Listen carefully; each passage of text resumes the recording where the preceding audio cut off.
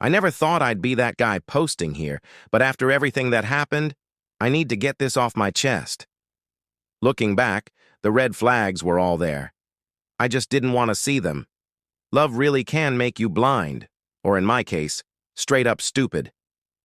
I'm a 28-year-old guy. About a year and a half ago, I got engaged to who I thought was the love of my life, a 26-year-old woman I met through mutual friends. She was beautiful, smart, and funny. We clicked instantly. The only complication? Cultural differences. I'm American-born and raised. She came from a more traditional immigrant background, but that's what made it exciting, right? Or so I thought. The first red flags. Early in our engagement, we had our first major disagreement, living arrangements, after marriage. Her family expected us to live with them, even after the wedding. I was stunned. Her two-bedroom apartment already barely fit her and her parents. I explained that I wasn't comfortable with it, but she insisted it was non-negotiable. Still, she sweet-talked me into trying it for a few months. I agreed, thinking I was being culturally respectful. At first, her parents seemed great. Her mom cooked amazing meals, and her dad made awkward but sweet attempts to talk sports with me. But something always felt off, like they were performing. Life in the pressure cooker. The apartment was cramped, no privacy, thin walls, constant conversation in a language I didn't understand. I'm not one of those speak English in America types, but when you're living in a house where every serious conversation happens in a language you can't follow, it starts to wear on you. I tried to learn their language. I asked her to teach me. She dismissed it every time. Too complicated, she'd say. We'll just speak English with you. But I started to suspect that the language barrier was deliberate. So I signed up for online lessons, secretly. Soon, I began to recognize certain phrases. One stood out, "Get it done." Her mom said it all the time to her, in a sharp, urgent tone. Patterns started to emerge. Every time we discussed finances or future plans, her mom would pull her away for a private talk. Afterward, my fiancé would come back stressed and push for things like joint bank accounts or adding her name to my savings. One day, I mentioned the idea of buying a house. Immediately, her mom whisked her away to the kitchen for another of those urgent talks. Later that night, my fiancé started pressuring me to add her to my accounts. That's when alarm bells started really going off. When I asked about a honeymoon, she brushed it off, too busy, too expensive. But she had plenty of energy to talk about finances, joint accounts, and putting her name on a rental property I hadn't even told her about yet. I started documenting everything. I began keeping a journal. My fiancé got defensive when I asked about her immigration status. They never received mail at the apartment. No bills, no letters, nothing. When I mentioned it, her dad mumbled something about paperless billing and changed the subject. Things got even weirder when I asked to see childhood photos. She said they were lost in a move. Later, I overheard her yelling at her mom in their language, mentioning the photos. When I walked in, dead silence. Then, it got dark. They became more aggressive. Her mom would practically snarl, "Get it done," during arguments. I started noticing my fiancé snooping on my phone, asking questions about my banking apps. One morning, I caught her going through my work bag. She cried and claimed she was looking for gum. I wasn't buying it anymore. I found a notebook, hidden in the closet, written in their language, but I recognized my name. And numbers. Lots of them. Big ones. She claimed it was for wedding planning. I knew I needed proof. The smoking gun, I started recording their conversations. Eale. First it was normal stuff. Then one night I came home early and heard them screaming inside. I hit record and stood outside the door. Her mom was furious. My fiancé was sobbing, and the words I could understand chilled me. Bank, green card, time running out, and of course, get it done. I walked in like nothing had happened. Their faces, absolute shock. That night I couldn't sleep. I needed help translating. That's when I remembered Emma, not her real name, a co-worker from the same country as my fiancée. The next day, I nervously approached her and asked if she could help me understand a recording. She was confused but agreed. I gave her my phone and watched her face turn pale as she listened. When she finished, she looked at me and quietly said, "You need to get out. Now."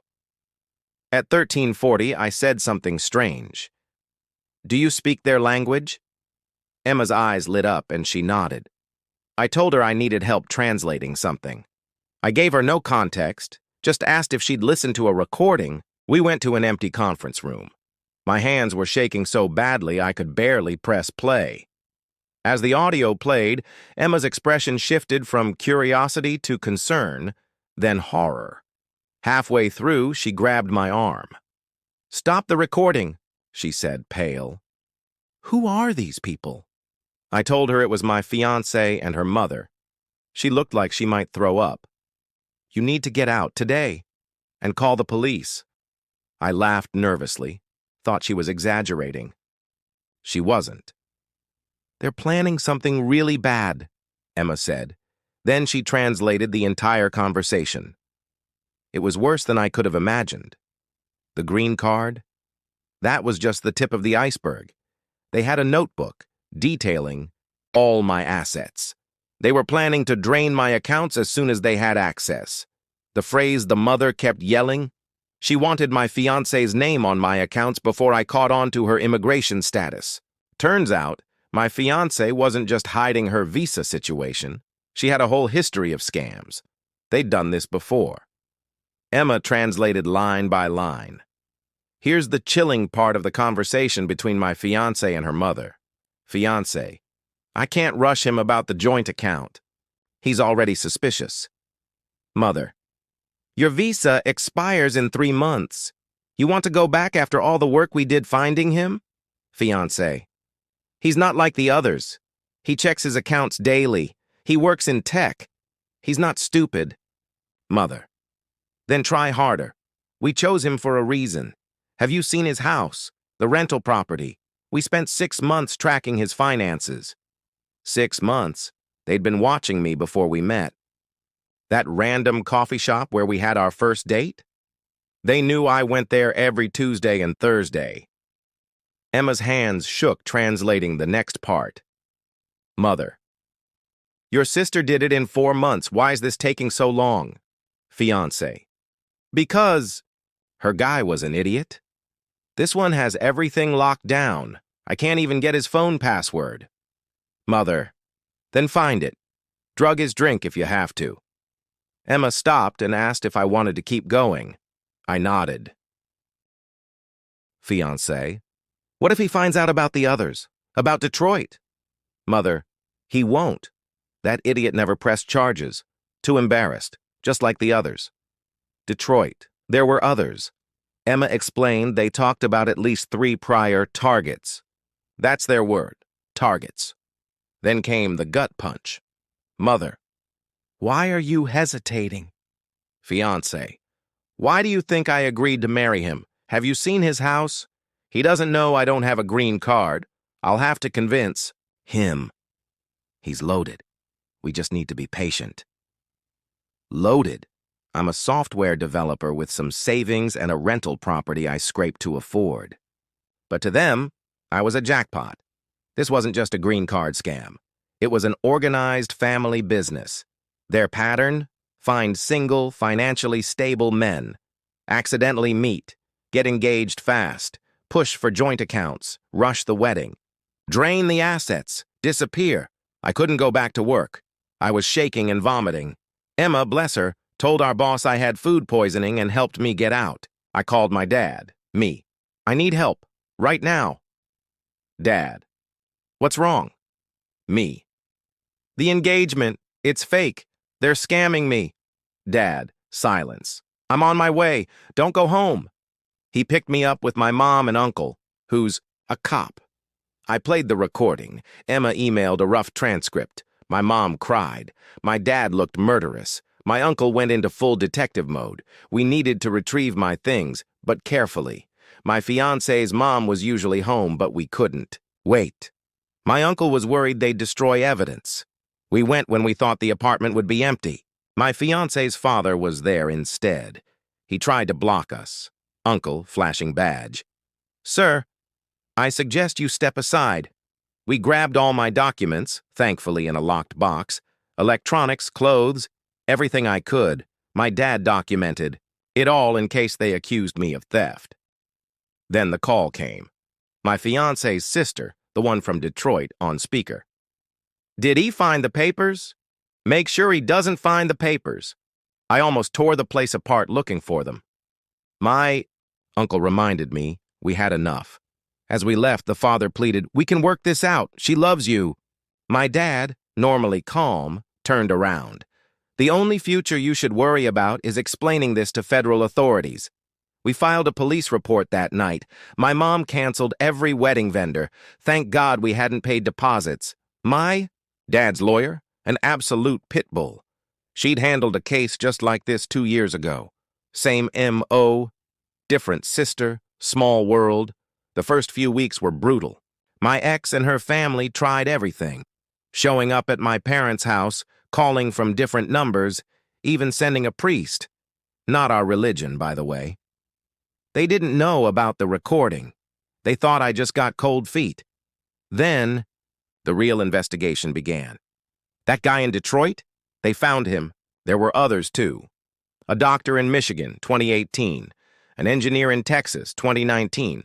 A small business owner in Florida. Same scam, same family. Only difference? This time they got caught. Back in 2020 in Florida, I wasn't the only one. 3 other men eventually came forward, initially too embarrassed, but their stories mirrored mine. Same pattern every time. Target successful single men. Rush into engagement. Push for joint accounts. Gain access to finances.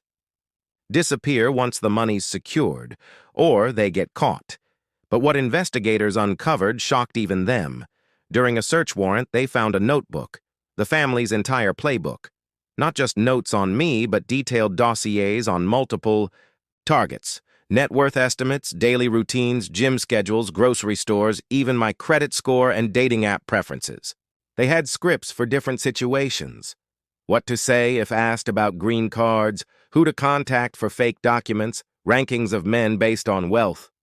My life had been monitored for months before our accidental meeting. It got worse. They found a family group chat where members shared tips on manipulating and scamming people. My ex was bragging about landing a big fish, me, and giving advice to her cousins. Legal proceedings were intense, but revealing. The more we dug, the more we found. Fake documents produced in their basement, multiple sets of IDs, hard. Drives full of background checks, bank accounts in 3 countries, my lawyer said. This isn't just fraud. This is RICO-level organized crime.